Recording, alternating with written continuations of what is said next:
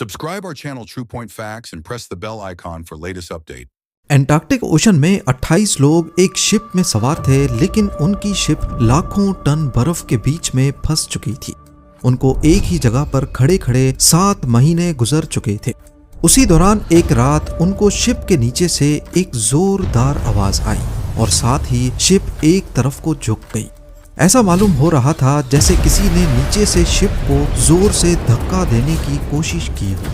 इसके बाद जो हुआ वो उनके वहमो गुमान में भी नहीं था। नाज़रीन, एंटार्क्टिक ओशन जहां लहरें बिल्डिंग्स जितनी ऊंची, हवाएं 100 किलोमीटर पर आवर और पानी का टेम्परेचर इतना कम कि इंसानी जिस्म का खून जमने लगता है। इस ओशन में सफर करना मौत को गले लगाने जैसा ही है। ठंड और लहरों की वजह से बच भी गए तो पहाड़ों जितने बड़े बर्फ के तोदे आसानी से शिप को कुचलने की सलाहियत रखते हैं। मगर आज से 111 साल पहले, जब ना टेक्नोलॉजी इतनी एडवांस थी और ना ही शिप्स, इसी खौफनाक समंदर में 28 लोगों के एक ग्रुप की शिप फंस गई थी। खुले आसमान के नीचे उन्होंने चंद हफ्ते या महीने नहीं बल्कि हैरत अंगेज तौर पे पूरे 2 साल गुजारे। दूर दूर तक सिर्फ बर्फ, तूफानी हवाएं, खाने पीने की कमी और मदद बुलाने का कोई चांस नहीं। ये एक ऐसी सर्वाइवल स्टोरी है जिसे दुनिया ने नाम दिया है the greatest survival story of all time. इस स्टोरी के हीरो हैं सर अर्नेस्ट शैकलटन, जो एक एक्सप्लोरर थे और उनका मिशन था इंसानी जिस्म की ताकत का एंड्योरेंस टेस्ट करना। और इसी वजह से इन्होंने अपनी शिप का नाम भी एंड्योरेंस ही रखा था। उन्होंने अपनी जिंदगी में कई खौफनाक मिशंस किए थे। 1901 में वो एंटार्क्टिका तक पहुंचने के मिशन का हिस्सा रहे, लेकिन 750 किलोमीटर दूर से ही वापस हो गए। 1907 में भी उन्होंने दोबारा इस मिशन को गले लगाया, लेकिन सिर्फ 150 किलोमीटर पहले उनको वापस पलटना पड़ा। और अब की बार 1914 में उनका प्लान ना सिर्फ एंटार्क्टिका पहुंचने का था, बल्कि उन्होंने इस कॉन्टिनेंट को पैदल क्रॉस करने का इरादा किया था। वजह सिर्फ ये थी कि सर अर्नेस्ट शैकलटन वो करना चाहते थे जो आज से पहले किसी ने नहीं किया हो। इस मिशन को इंपीरियल ट्रांस एंटार्क्टिक एक्सपीडिशन का नाम दिया गया, और क्योंकि इस मिशन की नेचर काफी खतरनाक थी, कोई भी इस मिशन पे जाने के लिए राजी नहीं था। सर अर्नेस्ट के लिए सबसे पहला चैलेंज था अपने एक्सपीडिशन के लिए क्रू को ढूंढना। तभी उन्होंने एक एडवर्टाइजमेंट लिखी और उसे द टाइम्स न्यूज़पेपर में पब्लिश करवा दिया।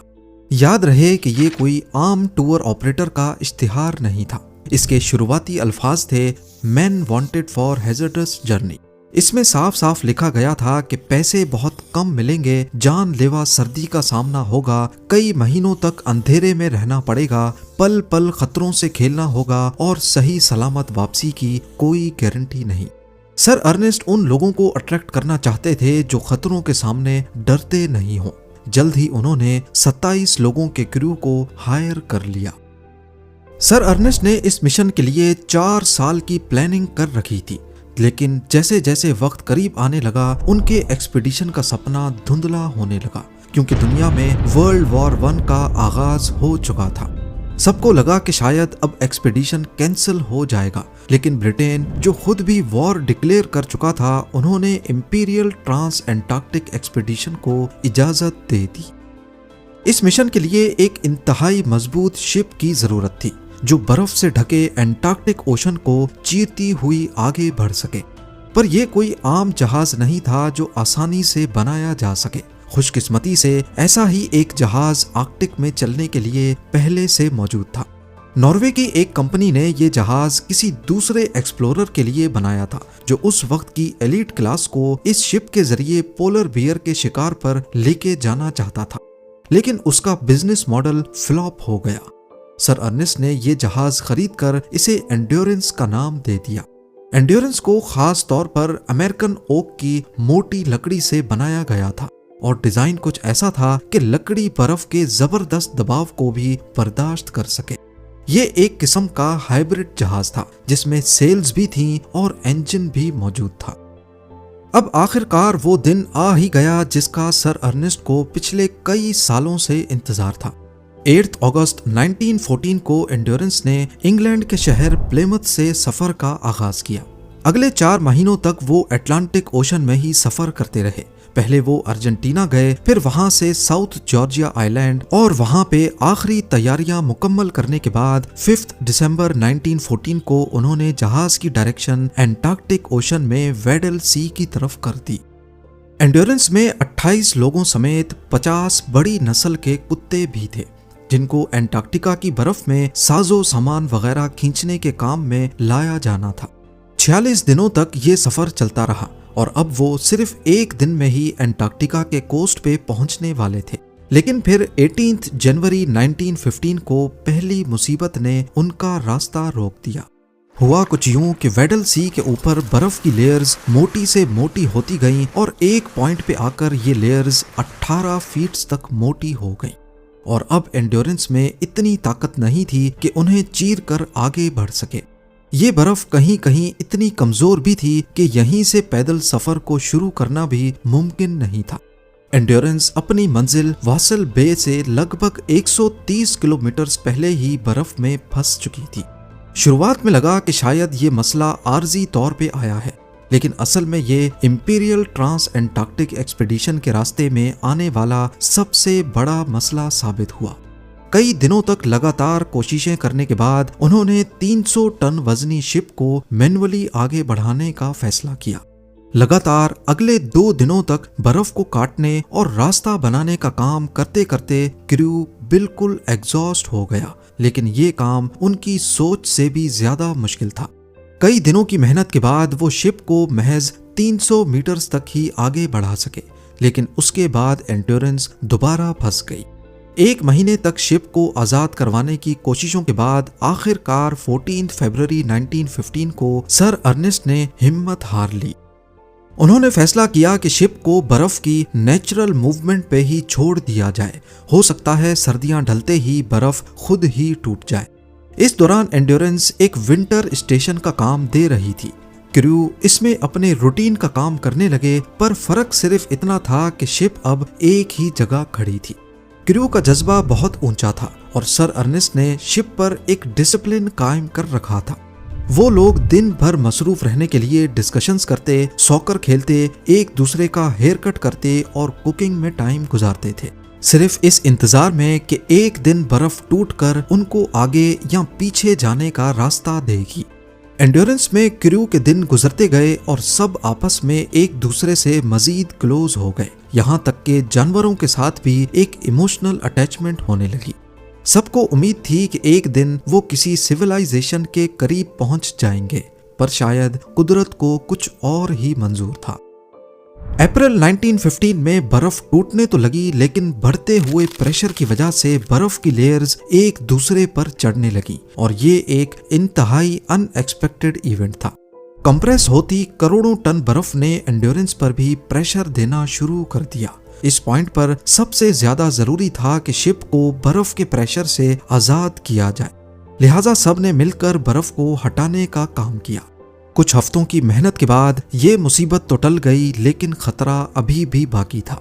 14 जुलाई 1915 की रात अचानक शिप के नीचे से एक जोरदार आवाज आई और एंड्योरेंस एक तरफ को झुक गई। किसी को मालूम नहीं था कि आखिर हुआ क्या है, क्या ये व्हेल की टक्कर थी या कुछ और। जैसे तैसे रात गुजर गई, लेकिन सुबह होते ही जो दिखा वो काबिले यकीन नहीं था। कंप्रेस होती बर्फ की लेयर्स ने शिप को ना सिर्फ एक तरफ झुका दिया था, बल्कि अब इसका रडर, जिसकी मदद से शिप को टर्न किया जाता है, पूरी तरह टूट चुका था। एंड्योरेंस के क्रू को अब यहाँ फंसे 7 महीने हो चुके थे और वो किसी भी इंसानी आबादी से कम से कम 2000 किलोमीटर दूर थे। ना किसी से कोई राब्ता, ना मदद बुलाने की उम्मीद। उनको अगर किसी से उम्मीद थी तो वो थे सर अर्नेस्ट शैकल्टन। 18 अक्टूबर 1915 इंपीरियल ट्रांस एंटार्क्टिक एक्सपीडिशन के सपने चकनाचूर हो चुके थे। 9 महीनों से मिशन का क्रू एक ही जगह पर फंसा था। तभी एक रात अचानक प्रेशर की एक लहर आती है, जिसने एंड्योरेंस को पलक झपकते ही 30 डिग्री एक तरफ झुका दिया। अब शिप के लीक होने का खतरा सरों पर मंडलाने लगा। कुछ जगहों पर क्रैक्स की वजह से पानी अंदर भरना भी शुरू हो गया। सारे क्रू ने मिलकर रात भर काम किया कि किसी तरह शिप के अंदर पानी ना भर पाए। पर उनके सर पर छत का सहारा शायद यहीं तक था। 27 अक्टूबर 1915 को सर अर्नेस्ट शैकलटन ने शिप को खाली करने का ऑर्डर दे दिया, क्योंकि जिंदगी बचाने का अब सिर्फ यही एक तरीका था।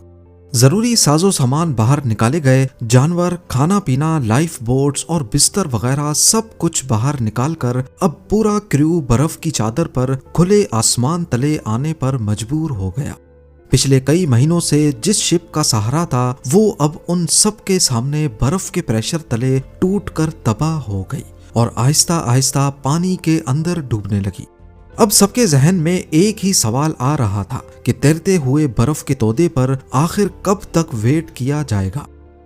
सर अर्नेस्ट शैकलटन ने फैसला किया कि यहाँ पर रहना खतरे से खाली नहीं है। उनको 550 किलोमीटर दूर पॉलेट नामी आइलैंड का पता था, जहाँ कभी शेल्टर और सप्लाईज हुआ करती थी। पर वहां तक पहुंचने के लिए सिर्फ 3 लाइफ बोट्स का सहारा काफी नहीं था, क्योंकि जो बर्फ इतने बड़े जहाज को तोड़ सकती है उसके लिए ये लाइफ बोट्स क्या चीज होंगी। लिहाजा फैसला हुआ इस आइलैंड तक पैदल चल के जाने का। उन्होंने पॉलेट आइलैंड की तरफ सफर शुरू किया, जो उनके एडवेंचर का सबसे खतरनाक पार्ट था। अगले 6 महीनों तक क्रू ने जानलेवा खतरों का सामना किया। वो जिस आइस शीट पर कैंप लगाते उसमें या तो सुराख पड़ जाते या वो पानी के बहाव के साथ तैरने लगता। खुशकिस्मती से ये आइस शीट्स तैरकर आहिस्ता आहिस्ता पॉलेट आइलैंड की तरफ ही जा रही थी। लिहाजा सर अर्नेस्ट ने फैसला किया कि वो आइस शीट पर ही तैरते तैरते पॉलेट आइलैंड तक पहुंचेंगे। क्रू के पास अब खाना पानी सब खत्म हो चुका था। उनको तैरती हुई आइस शीट नुमा आइलैंड पर जो कुछ मिलता वो इसे शिकार करने की कोशिश करते थे, जैसे पेंगुइन्स और सील्स वगैरह। फरवरी 1916 उन्हें सफर पर निकले अब 13 महीने हो चुके थे। अब कंडीशन ये थी कि वो लोग एक वक्त में सिर्फ एक बिस्किट पर गुजारा करने जैसे हो गए। अगले महीने तक पॉलेट आइलैंड का इंतजार करते करते हालात इतने खराब हो गए कि उनको अपने कुत्तों को भी मारना पड़ा। अब अगले कुछ दिनों तक गुजारे का बंदोबस्त हो गया। उनको उम्मीद थी कि पॉलेट आइलैंड पर पहुंचकर कुछ सप्लाईज मिल जाएंगी, लेकिन जिस तैरते आइलैंड पर वो सवार थे उसने अपनी डायरेक्शन बदल ली और वो पॉलेट आइलैंड के बजाय एलिफेंट आइलैंड तक जाने लगा। अगले कई दिनों तक समंदर में तूफानी मंजर था। टेम्परेचर -20 डिग्री तक गिर गया और कई क्रू मेंबर्स को फ्रॉस्ट बाइट होने लगा। उन सब के मुंह और जबानें इतनी सूज चुकी थीं कि कुछ निगलना भी मुश्किल था। देखते ही देखते अप्रैल 1916 आ पहुंचा। टूटी हुई बर्फ की शीट के सहारे वो कैसे भी करके एलिफेंट आइलैंड तक पहुंचने में कामयाब हो गए। पिछले 16 महीनों में वो पहली बार जमीन के हिस्से को छू रहे थे। एलिफेंट आइलैंड पर उन्होंने सुख का सांस तो लिया, लेकिन ये आइलैंड पूरी तरह बंजर था और यहाँ ज्यादा अरसे तक रहना पॉसिबल नहीं था, खासकर फूड सप्लाईज के खत्म होने के बाद। सिर्फ एक उम्मीद थी और वो थी यहाँ से 1300 किलोमीटर दूर South Georgia Island. Sir Ernest Shackleton ने फैसला किया कि वो लाइफ बोट में साउथ जॉर्जिया आइलैंड तक जाने का ये सुइसाइडल मिशन करेंगे। उन्होंने क्रू में से कुछ लोगों को चुना और 24 अप्रैल 1916 को एलिफेंट आइलैंड से साउथ जॉर्जिया आइलैंड के लिए रवाना हो गए। ये रास्ता दुनिया के सबसे खतरनाक समुद्री रास्तों में से एक माना जाता है। उन्हें ऐसी लहरों का सामना करना पड़ा जो 90 फीट तक ऊंची थी। बर्फानी ठंड इतनी शदीद थी कि जिस्म का हर हिस्सा जमने लगा। इन सब मुश्किलात के साथ साथ उनको ये सफर बिना जीपीएस और बिना कंपास के करना था, सिर्फ तारों और सूरज की मदद से। हर दिन वो जी जान का जोर लगाने के बावजूद 80 किलोमीटर से ज्यादा का डिस्टेंस कवर नहीं कर पाए। 16 दिनों के बाद 10 मई 1916 को आखिरकार सर अर्नेस्ट शैकलटन और 5 crew members south Georgia island पर पहुंचने में कामयाब हो गए। पर यहाँ एक मसला था। वो साउथ जॉर्जिया आइलैंड की गलत साइड पे पहुंच चुके थे। उनके सामने थे 4000 फीट ऊंचे पहाड़। अगले 36 घंटों की मुसलसल चढ़ाई के बाद वो आखिरकार दूसरी तरफ पहुंच गए, जहां पर वेलिंग स्टेशन था। शैकलटन की हालत इतनी खराब थी कि वेलिंग स्टेशन पर लोग उन्हें पहचान ही नहीं पाए। किसी को भी यकीन नहीं आया कि तकरीबन 1.5 साल पहले निकलने वाले सर अर्नेस्ट इस हालत में यहाँ पहुंचे हैं। 3 दिनों तक साउथ जॉर्जिया में रहने के बाद सर अर्नेस्ट वापस निकल पड़े एलिफेंट आइलैंड की तरफ, जहां वो 22 लोगों को बुरी हालत में छोड़कर निकले थे। उन्होंने एलिफेंट आइलैंड पहुंचने के लिए कई नाकाम कोशिशें की। आखिरकार 30 अगस्त 1916 वाले दिन उनको दूर से ही एलिफेंट आइलैंड पर धुआं उठता दिखाई दिया, जो सिग्नल के लिए जलाया गया था। सर अर्नेस्ट को मालूम नहीं था कि उनके कितने लोग जिंदा बचे हैं, पर करीब आने पर हैरत अंगेज तौर पे उन्होंने तमाम एलिफेंट आइलैंड के क्रू को जिंदा और सही सलामत पाया। 8 अगस्त 1914 को वो पहली बार इंग्लैंड से निकले थे। पूरे 2 साल और 22 दिनों के बाद उन्होंने अपनी पूरी टीम को सही सलामत वापस अपने घर पहुंचा दिया। बेशक उन्होंने अपना असल मिशन कभी पूरा नहीं किया। पहले भी 2 बार उन्होंने साउथ पोल तक पहुंचने के फेल्ड अटेम्प्ट्स किए और इंपीरियल ट्रांस एंटार्क्टिक एक्सपीडिशन में भी वो 120 किलोमीटर पहले ही फंस गए थे। पर उनकी इस सर्वाइवल स्टोरी ने उन्हें वो मकाम दिलाया जो शायद उन्हें मिशन कंप्लीट करने पर भी नहीं मिल सकता था। इस वाक़े के 107 सालों के बाद साल 2022 में एंड्योरेंस को एंटार्क्टिक ओशन में आखिरकार ढूंढ लिया गया। एंड्योरेंस आज भी 3000 मीटर नीचे ओशन फ्लोर पर मौजूद बिल्कुल परफेक्ट हालत में प्रिजर्व्ड है। यहाँ तक कि इस पर लिखा नाम भी सही से पढ़ा जा सकता है। If you like our videos, don't forget to like, share, and comments.